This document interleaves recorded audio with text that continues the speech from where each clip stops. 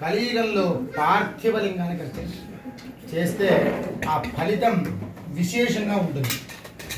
ఏమండి, మనం ఒక రోజంతా ఉపవాసం ఉండి ప్రదోషకాలంలో ఒక లింగాన్ని చేసుకొని దానికి అర్చన చేస్తే ఎటువంటి ఫలితం వస్తుందో అటువంటి ఫలితము ఒక సంవత్సర కాలము చేస్తే ఎటువంటి ఫలితం వస్తుందో అటువంటి ఫలితం ఈ లింగార్చనకు ఒక్కమారు చేయడం ద్వారా మాత్రమే వస్తుంది.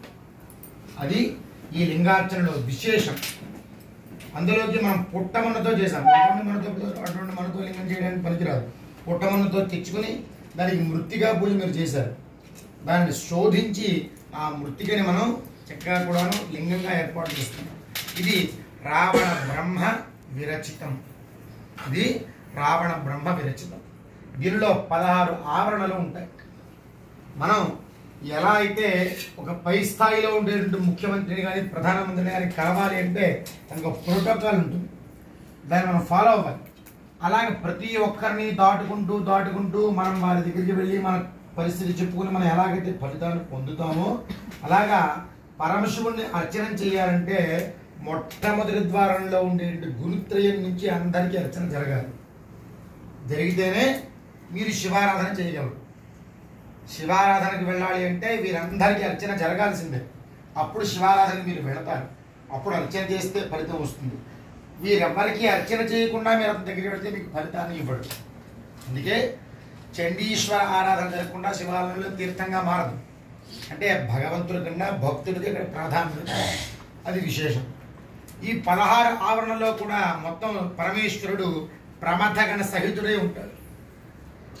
ఒక్కొక్క ఆవరణలో ఒక్కొక్క దేవత ఉంటారు. అయితే మీకు విశేషం ఏమిటి అంటే అందరి దేవతలు కూడా శివస్వరూపాన్ని లింగస్వరూపాన్ని పొంది ఉంటారు. ఇప్పుడు కుబేరుడు ఉన్నాడు, అతను ఆ స్వరూపంతో ఉన్నాడు, లింగస్వరూపంతో మాత్రమే ఉంటాడు. గణపతి ఉన్నాడు, గణపతి కూడా లింగస్వరూపంగా ఉంటాడు.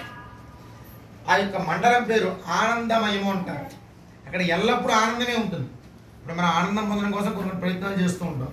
మంచి భోజనం చేస్తే ఒక 10 నిమిషాలు మంచి నోటి ద్వారా ఆనందం, మంచి నిద్ర తీస్తే మనసు ద్వారా కొంత ఆనందం, అనుకున్న ప్రదేశానికి వెళ్తే ఆ ప్రదేశం చూడటం ద్వారా కొంత ఆనందం. అయితే ఆనందం అంతా కొంతసేపే ఉంటుంది, మళ్ళీ అది విసుగొచ్చేస్తూ ఉంటుంది 10 నిమిషాలు పోయాక. అయితే ఇక్కడ ఉండే ఆనందం ఎల్లప్పుడూ శాశ్వతంగా ఉంటుంది.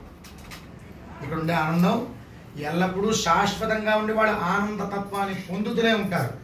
ఆనందో బ్రహ్మే విద్యజానాథ్ అని చెప్పి మనకి వేదవాక్యం. అలాగా ఆ ఆనందం ఎల్లప్పుడూ అక్కడ ఉంటుందన్నమాట. ఎవరైతే శివారాధన నిత్యం చేస్తారో వారికి ఆనందం ఎల్లప్పుడూ ఉంటుంది. అందుకే శివారాధన చేసిన వాళ్ళకి ఎప్పుడూ అనుకున్న కోరిక నెరవేరుతూ ఉంటుంది. ఎలా అంటే మార్కండేయుడు అల్పాయుష్కుడు, మన అందరి తెలిసిన చరిత్ర మళ్ళొకమారు చెప్పుకుంటాం. అల్పాయుష్కుడు అయితే యమధర్మరాజు ఎదురుగా వచ్చేస్తుంటే భయపడుతూ ఉంటాడు. వెళ్ళి లింగాన్ని పట్టుకొని శివుడిని జపం చేస్తే సృష్టించినటువంటి సృష్టిని కూడా శివుడు ఆపగలుగుతాడు. ఆపి పూర్ణాయుష్యుని ఇస్తాడు. అందుకే నవ చిరంజీవుల్లో మనకి మార్కండేయుడు ప్రహ్లాదుడు నిత్యం ఉంటూనే ఉంటారు. అలాగే భక్త కన్నప్ప ఏమిటి చేశాడండి?